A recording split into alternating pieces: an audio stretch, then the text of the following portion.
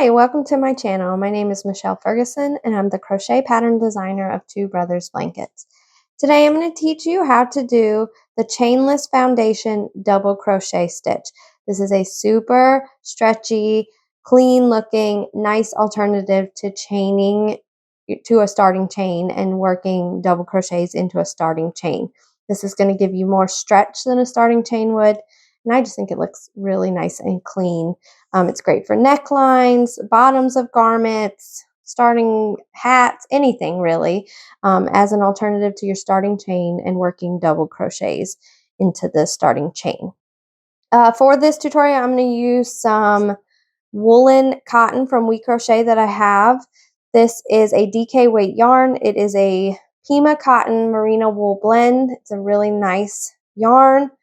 I'll link it in the description for you. And then I have an H 5mm crochet hook. This is a Furl Streamline wood hook, and I will also link it in the description. So let's go ahead and get started with our tutorial. All right, so to start our chainless foundation double crochet, you're gonna get a slip knot here, and we're gonna chain 3. So you gotta do a little bit of chaining at the beginning, but that will be it. 1, 2, 3. All right, I'm going to work in the back bump of my chains. I'm going to work in this very first one closest to my slip knot, or my third chain from my hook. So I'm going to yarn over. I'm going to insert my hook into that bump. I'm going to yarn over and pull up a loop. I have 3 loops on my hook. I'm going to yarn over and I'm going to pull through one of those loops. So I have 3 loops on my hook again. Now I'm going to work my double crochet just as I would. I'm going to yarn over, pull through 2 loops left on my hook, yarn over and pull through 2. That is my first double crochet. So here's our bottom. This is going to be the bottom, and this is the top of our stitch here.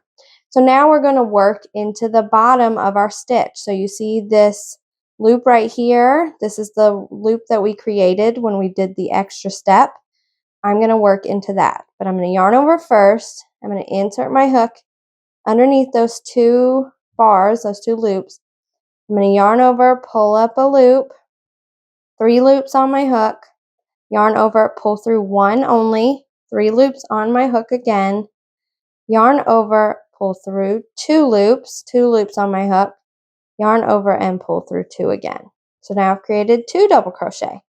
So now I'm working in the bottom of this second double crochet that I've worked. So you'll see it right here. They just kind of cross over, and you're going to yarn over and insert your hook in underneath those 2 loops.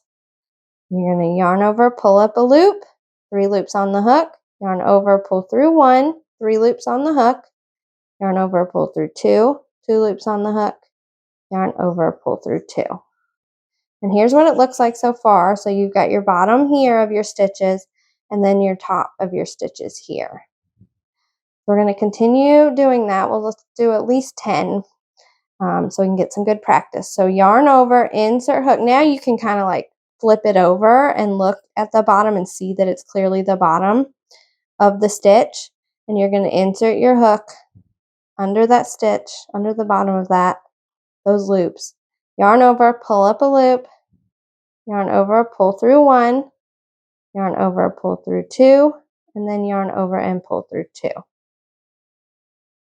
Yarn over, insert hook, the bottom loops, yarn over, pull up a loop, 3 loops, yarn over, pull through 1, 3 loops, yarn over, pull through 2 loops left, and then yarn over and pull through 2. 1, 2, 3, 4, 5.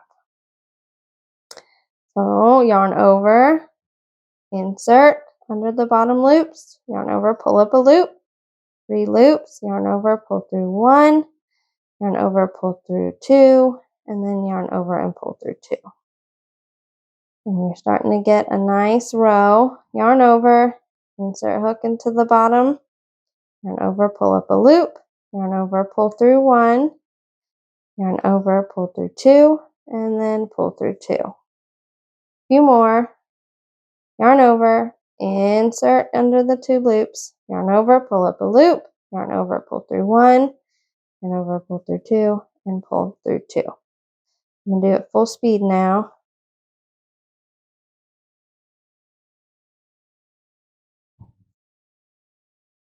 You do want to try to keep your tension the same throughout. You don't want to have bigger gaps underneath, which will make your stitches and your gauge all off. Let's see how many we got. 1, 2, 3, 4, 5, 6, 7, 8, 9, 10. All right.